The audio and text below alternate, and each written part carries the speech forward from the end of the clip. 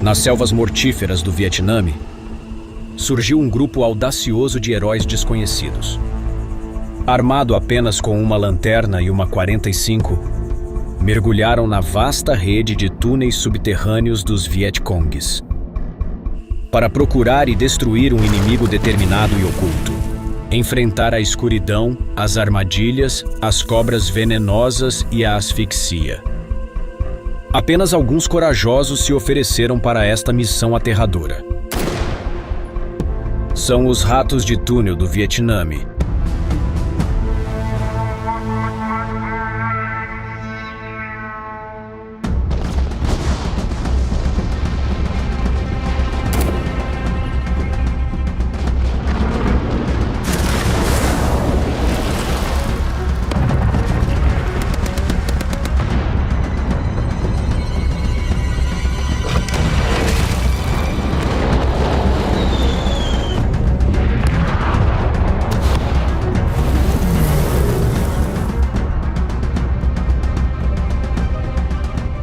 Uma das guerras mais controversas da história, a Guerra do Vietnã, redefiniu a guerra de guerrilha. Confrontados com o esmagador e superior poder de fogo americano, os Vietcongues levaram o conflito para a clandestinidade, criando um dos mais extraordinários campos de batalha da história. Túneis secretos interligados e cidades-túnel que se estendiam por centenas de quilômetros. Durante anos, estes túneis serviram de quartel-general, hospitais, postos de comunicação, depósitos de alimentos, esconderijos de munições e até casas para os Vietcongues. Os extraordinários soldados americanos e australianos que se voluntariaram para entrar nestes poços claustrofóbicos e escuros como breu para caçar o inimigo esquivo, ficaram conhecidos como Tunnel Rats. Para eles, os túneis significavam armadilhas, ratos, cobras venenosas, asfixia, tiroteios, combate corpo a corpo e, em muitos casos, morte. Foi uma experiência brutal. E nenhum soldado que saiu vivo dela a esqueceu. Deparei-me várias vezes com corpos a apodrecer. Não me revoltava. Eu era apenas um animal. Éramos todos animais. Não éramos seres humanos. Os seres humanos não fazem as coisas que nós fizemos. Harold Roper, 25, a infantaria. Era estritamente voluntário. Não era preciso entrar num túnel. Se entrássemos num túnel e nos passássemos, nunca mais tínhamos de voltar a entrar num túnel.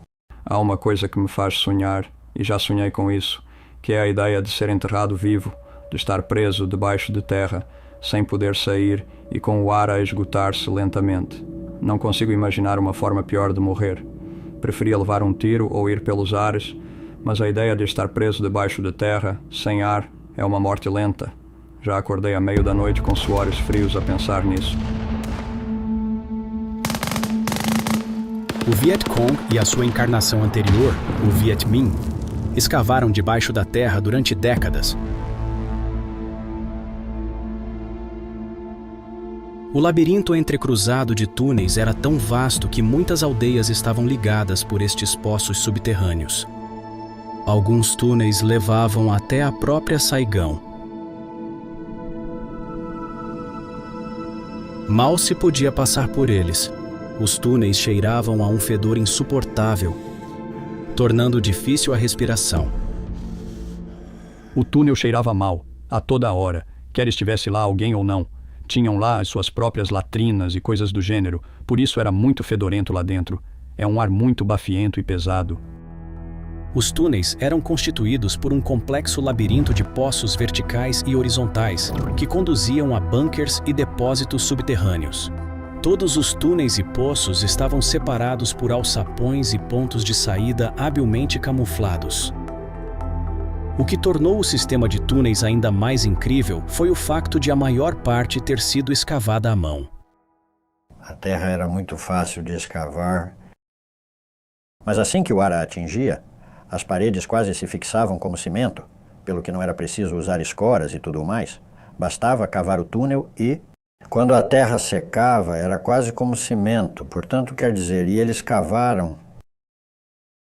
Bem, eles estavam a cavar desde que os franceses lá estavam, sabem? E estavam a lutar um pouco mais do que os homens lá embaixo, por isso havia 80 anos que eles estavam a cavar túneis. Portanto, havia ali um grande complexo de túneis. Os Vietcongues usavam os túneis para montar emboscadas acima do solo. Com apenas um punhado de soldados, desmoralizavam e detinham uma força americana muito maior. A maior parte do perigo vinha de caminhar para uma área infestada de túneis e daquilo a que chamamos buracos de aranha. São pequenos, talvez deste tamanho, buracos de onde os tipos podiam sair, disparar, atingir um tipo pelas costas, descer. Toda a gente se baixa e descobrimos que temos um homem abatido. Quando os americanos localizavam a entrada dos túneis, eram chamados voluntários para rastejarem para o interior e os limparem.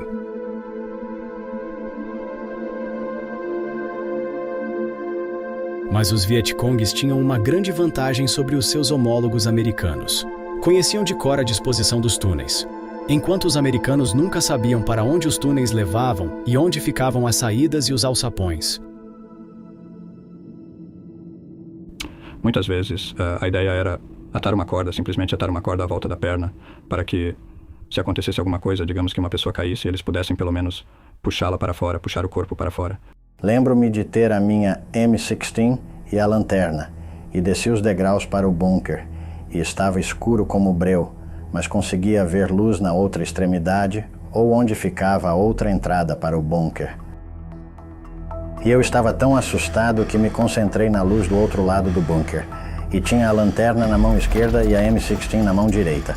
E caminhei em direção àquela luz e podia haver uma centena de pessoas naquele bunker. Mas não olhei da esquerda para a direita. Só disse que só precisava de chegar àquele semáforo e que ia ficar bem. Não sabemos se caímos, nem a que profundidade estamos, nem nada. Então pensamos, bem, nunca encontraremos o caminho de volta, porque eram apenas favos de mel. Por isso, continuamos a seguir o caminho que estávamos a seguir, porque havia de haver um ponto de saída a certa altura. E sei que, durante esse tempo, reparamos nos cortes nos lados do túnel, onde as pessoas tinham estado a dormir, e estamos a falar de talvez, escavado cerca de 2 pés na parede, cerca de 6 pés de comprimento, o que é bastante grande para um vietnamita. A maior parte do tempo. Acho que sim. Bem, a maior parte do tempo vais entrar ali e esgueirar-te. Vai ser tão silencioso quanto possível. Mas houve algumas vezes em que gritei, porque houve alturas em que muitas vezes entrei num bunker ou em alguns túneis e atirei uma granada antes mesmo de entrar. Levávamos sempre muitas granadas. Podemos livrar-nos de qualquer pessoa que esteja lá embaixo atirando uma granada de fragmentação. Se estiver armadilhada, sabe, uma das armadilhas deles, provavelmente vai ativar essa armadilha. Por isso, quando se atira a granada, mata-se 2 coelhos com uma cajadada só. A maior parte das vezes não havia lá nada, mas se ele estivesse lá embaixo, a granada ia apanhá-lo. E uma coisa muito simples, bastava lançar sempre a granada, fragmentar a coisa primeiro, e teríamos muito mais hipóteses de o conseguir.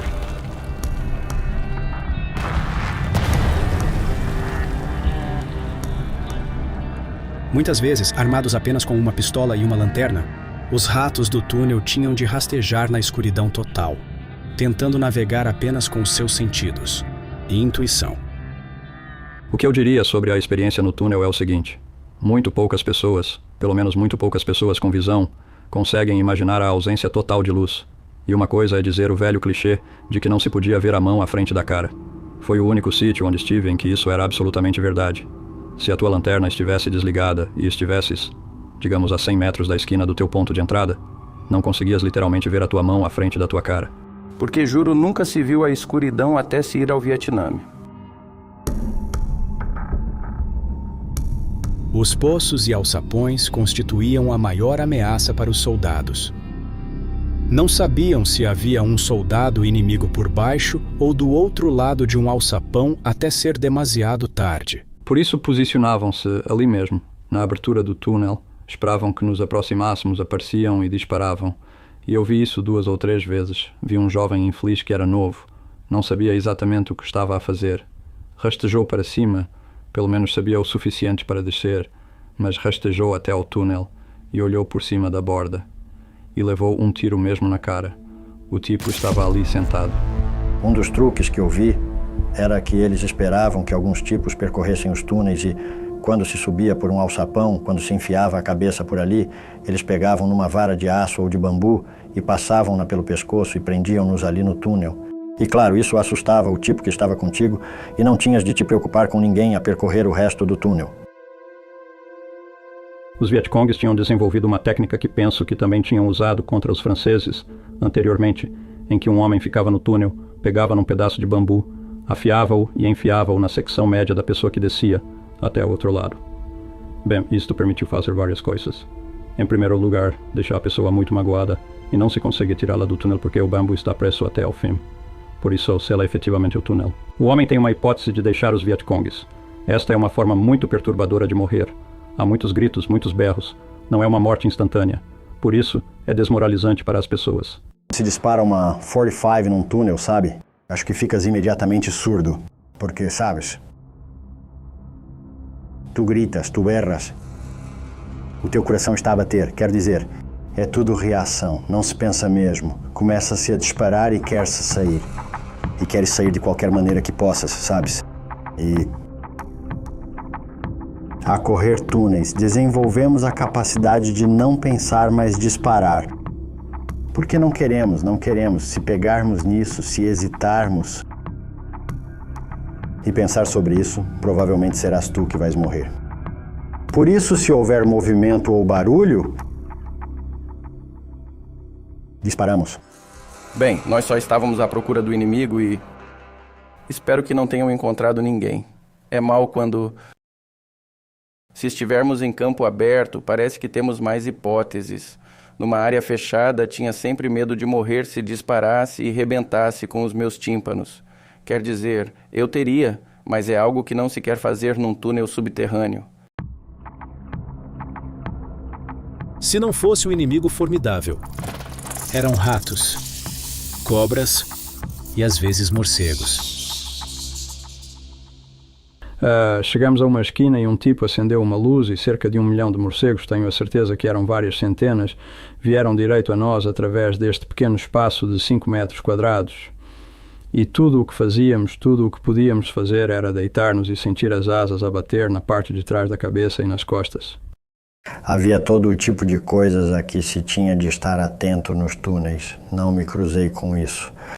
Uma história era que eles pegavam em víboras de bambu e pregavam as suas caudas a uma tábua e penduravam-na no teto. E quando se estava a atravessar o túnel no escuro, chamávamos-lhe a cobra dos 3 passos. Ela mordia-nos, dávamos 3 passos e estávamos mortos. Já estive em alguns túneis onde os escorpiões pareciam ter 30 centímetros de comprimento. E eles eram como um 45 e um deles bebés. Apanhei-te, porque já os matei a 45. Parece parvoíce, mas parece um locutor ali dentro. Não é um escorpião pequeno como os que se veem aqui. Temos escorpiões grandes no Texas, mas não há nada assim tão grande. Não sei se é o clima ou o quê. Isso torna-os extra grandes. A máquina militar americana não estava preparada para a guerra de túneis no Vietnã. Por isso, voluntariar-se para ser um rato de túnel significava treino no local de trabalho. Na verdade, não tivemos qualquer formação sobre isso. Um dia, entramos num túnel e eles diziam-nos, bem, cuidado com isto, cuidado com aquilo. Portanto, o medo mantém-nos bem alerta. Estar alerta, ter sorte, ter o Senhor a olhar por ti, toda uma combinação de coisas. Não há nenhuma habilidade especial ou algo do gênero. Durante toda a guerra, os Vietcongues tiveram falta de mantimentos e de armas. Dependiam dos desperdícios dos soldados americanos para abastecer os seus túneis e alimentar os soldados que aí se escondiam e acampavam. Restos de comida enlatada americana, paraquedas, baterias, botas, munições, foram todos recolhidos quando os soldados americanos saíram da área. Pneus de caminhões foram usados como sandálias. As latas de napalm foram usadas como pratos e panelas. Não tinham onde ir buscar mantimentos, tinham de o fazer sozinhos, ao contrário da nossa situação, em que éramos reabastecidos todos os dias, todas as noites, com munições, o que quer que precisássemos, comida e outras coisas. Por isso tinham de carregar o que precisavam, ou armazená-lo, carregá-lo e armazená-lo e voltar a ele. E essa era uma das coisas para que usavam os túneis. Tinham reservas de coisas em todo o lado.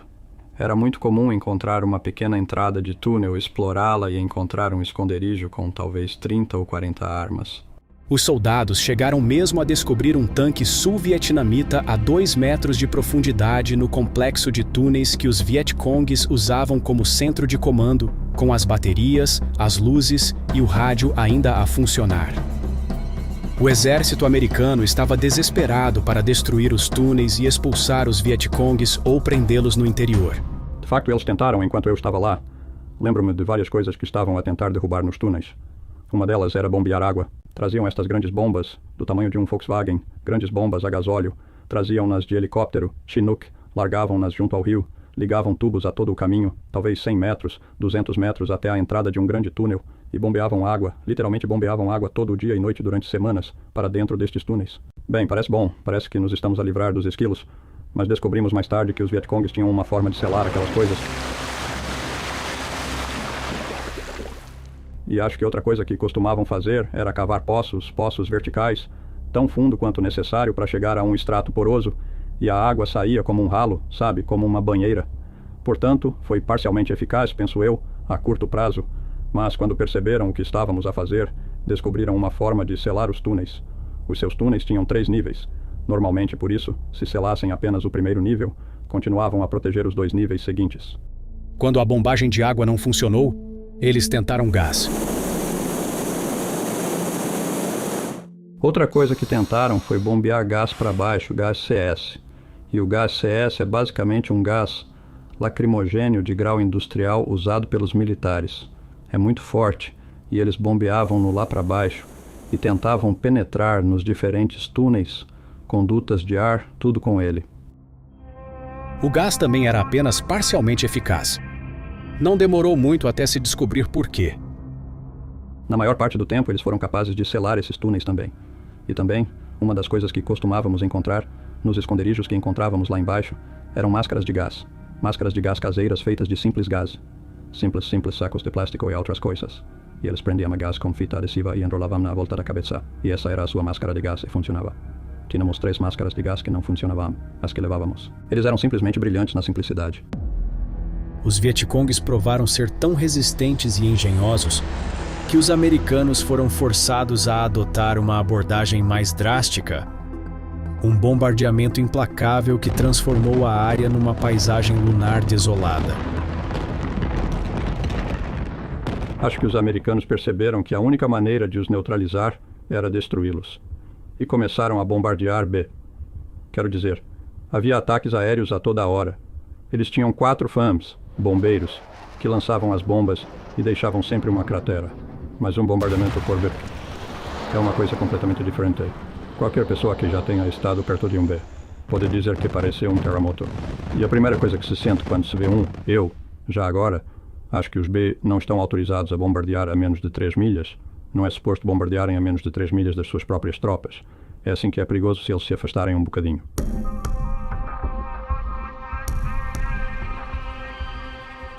Os ratos dos túneis eram uma raça especial na Guerra do Vietnã. Os outros soldados viam-nos como gung-ho, maldosos, aventureiros e até loucos.